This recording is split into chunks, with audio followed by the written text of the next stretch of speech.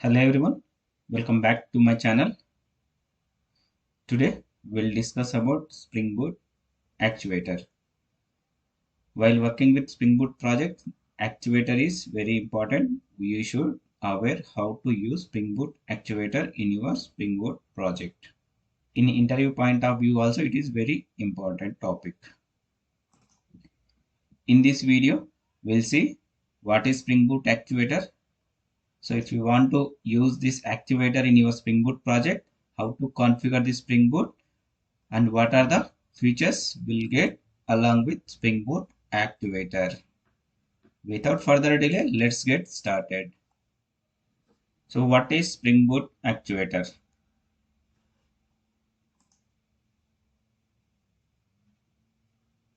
So Spring Boot Actuator brings you production ready features to our application. In this, we can monitor our application and you can check health of our application. Means you can gather all the metrics related to our Spring Boot application and you can able to understanding about the traffic flow.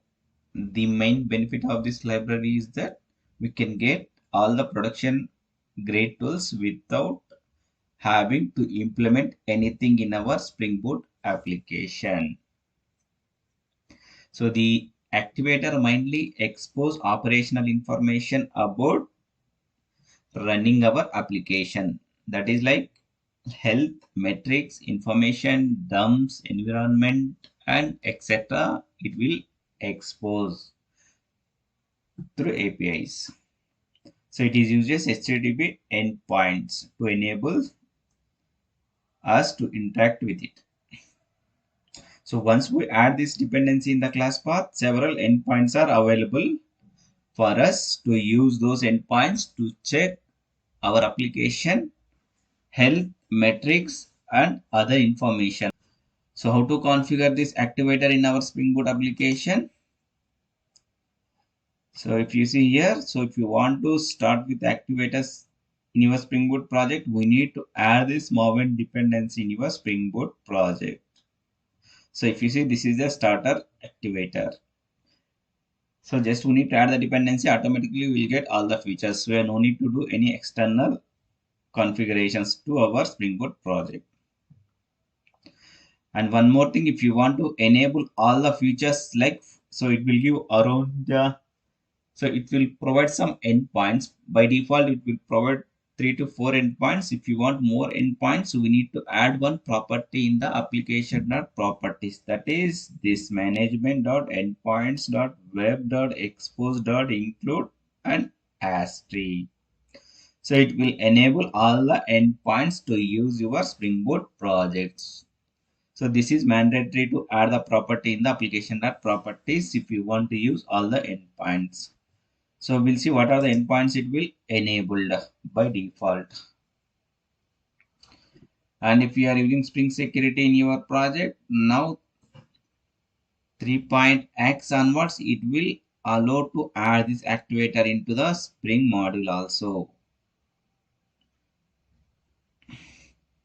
So from 3.x onwards, it will allow to add activator in Spring Security also. For that one, what we need to do? We need to add this entry slash activator in your Spring Security module. So now if we see the predefined endpoints, by default, what it will enable once we configure the activator in your Spring Boot project. One is for slash bins. Whenever using the slash bins, it will return all the bins in our bin factory. Means how many bins are available. All these bins will be enabled using slash bins. You can able to see all the bins. Next slash env, it will return current environment properties. For example, if you are running this application in the dev environment or QA environment or production environment, you want to see the environment related properties, then you can use slash env as the endpoint. Another one is flyway. So it will provide details about our flyway database migrations if you are using. And slash health is the main one. It will provide all the health status of our Spring Boot application. And next one is heap dump. So it will return heap dump from the JVM used by our application. How much memory is consumed and every details you want to see, then you can use heap dump. And next one is slash info. So it will return the general information about the project.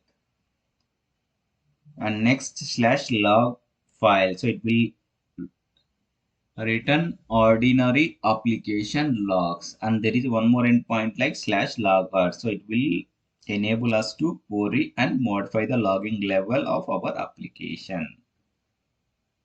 So another one is slash metrics. It will give the detailed metrics of our application. And if you are using scheduled task, then it will provide details about every scheduled task is available in our application. If you are scheduled any task in this Spring Boot application, you will get all the details using slash scheduled task. And there are few more important endpoints are slash sessions. So it will give HTTP sessions using in our project. And another one is shutdown. So it will perform the graceful shutdown of this application. And next one is thread dump. So it will give the dump information about underlying JVM. So these are some important endpoints I have mentioned in this documentation. Not only these endpoints, there are so many endpoints is providing through Activator. So you can just go through the Spring Activator documentation. You will get more endpoints. Now we'll see how to configure this activator in your Spring Boot project. So here is my start.spring.io. So I am using Maven and Spring Boot version 3.3.1. Group ID I am using com.javacodex. Artifact ID I am using Spring Boot Actuator. And package I am using com.javacodex. Java version I am using 17. I am generating the jar file. And now we'll add the dependencies. One dependency is I'm adding web, another one I'm adding Lambda. So if you want to enable activator in your service, then we need to add the activators starter dependency in your project. If you see Spring Boot Activator, you need to click, then it will add this Spring Boot Activator in your pom.xml file. So if you are missed at the time of creating this project, then you can get this activator from Maven dependencies. You can just search Spring Boot Activator Maven dependency. Now you can click on this link. So here is the Spring Boot starter activators, and these are the multiple version. Which is the Spring Boot version you are using? You can just click on that, and here you can copy the Spring Boot starter activator dependency, and you can update in your pom.xml file. Now we'll download this project. So generate this project. Project is downloaded. Now we'll import this project into IntelliJ IDE. So I have added this project into IntelliJ IDE, and quickly if you check my pom.xml file. So here is my pom.xml file, and if you see the dependencies, I'm added two dependencies. One is activator, another one is web. This is for Lombok to generate the setters and getters if you are using any API implementation. Okay. So now if you see my application.properties, I'm not added any configuration in my application.properties. This is the application name, and I'll just add server port number 9. I will just add server port number 9898. Okay. Now we'll start this application and we'll see by default how many endpoints are enabled without adding any configuration. And we'll go to the main class and you can just run this Spring Boot project.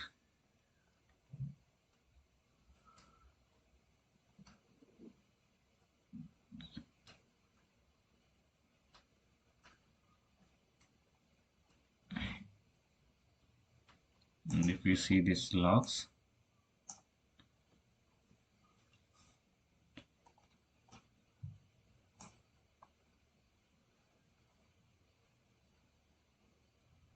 So if you observe here, so here it is exposed one endpoint base path slash activator, and our service is running Tomcat 9898. If you see this activator URL, http colon localhost 9898 slash actuator. So this is one endpoint. Okay, if you observe this endpoint, we have 1 2 3. So by default it is enabled 3 endpoints.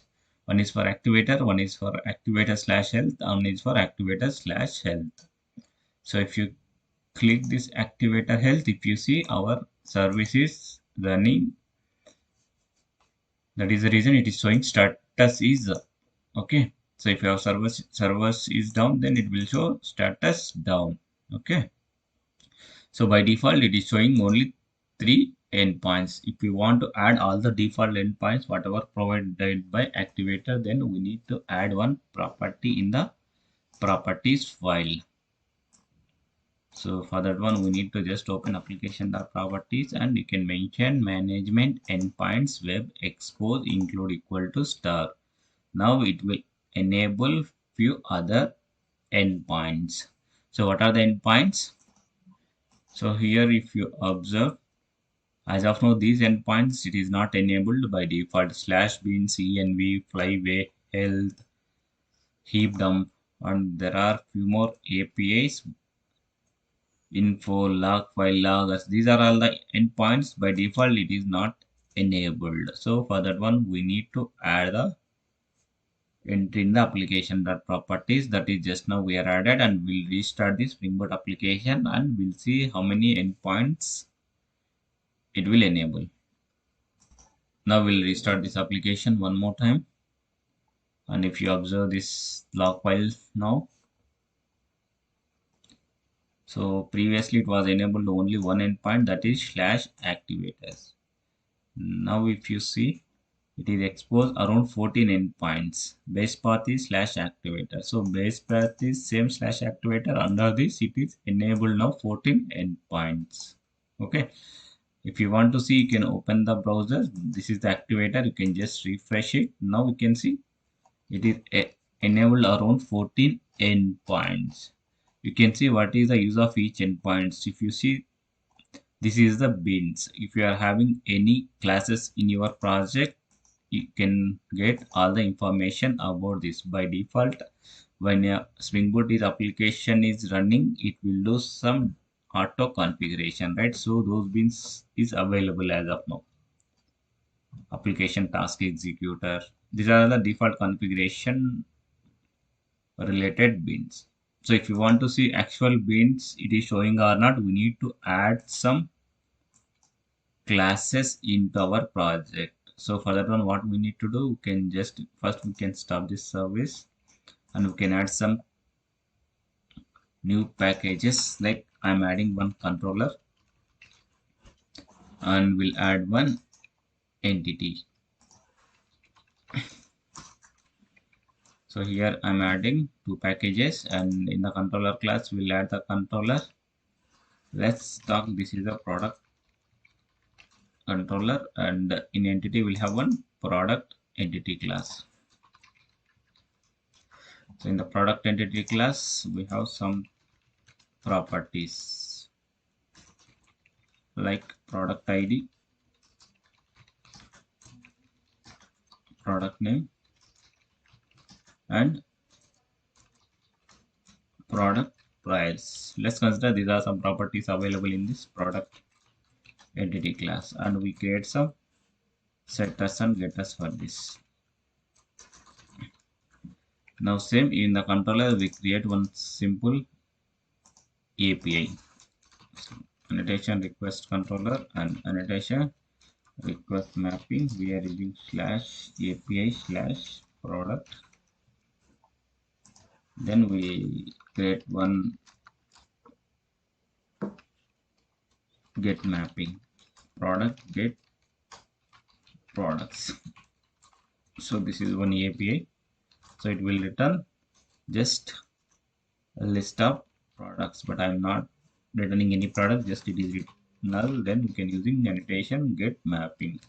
So in our Spring Boot project, now there is a controller and there is entity class. Let's restart this application and we'll see the beans endpoint, what it will show. So I'm restarting this application.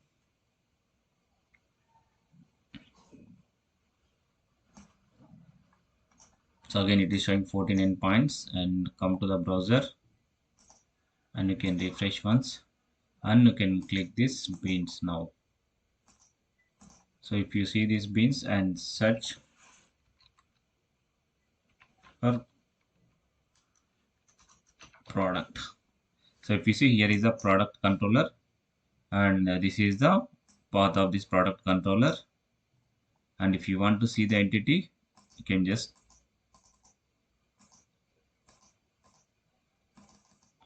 so this is about our product controller. So it is also scoped as by default singleton only. So resource where it is available, this is the path of this product controller class. So it will show all the beans. Okay, so what it will do at the time of running the Spring Boot project, so Spring annotation Spring Boot application will have the three annotation configuration, component scan, and annotation enable auto configuration. By using annotation component scan, it will scan all the files under this path and its subpath, and it will create the beans and it will register the beans with bean registry. That time it will show all the whatever the beans are registered with the bean registry. From here you can able to see all the beans. So once it is done, then you can see the cache related information, and if you open this health it will show just the star service is up or not. And if you want to see the each endpoint health slash path, you can use that one. And if you see the information but we are not configured any information, so it is showing blank as the information. So like that, if you see the environment, I think we are not configured database configuration there, but if you see the where environment like properties, resources, localhost, server, port, where it is running the application. And there are another properties like endpointing, path, vendor, model. There are so many configurations we'll get along with the environment. And if you want to see the heap dump, so here you can see the heap dump. So it is downloaded the file. Okay, when you click on the heap dump, it will download the heap dump related information.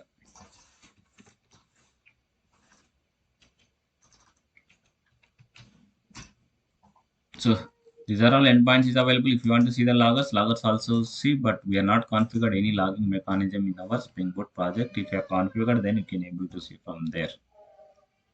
So like this, you can add the Spring Actuator in your Spring Boot project. Hope this video is helpful for you. Please like, share, and subscribe my channel.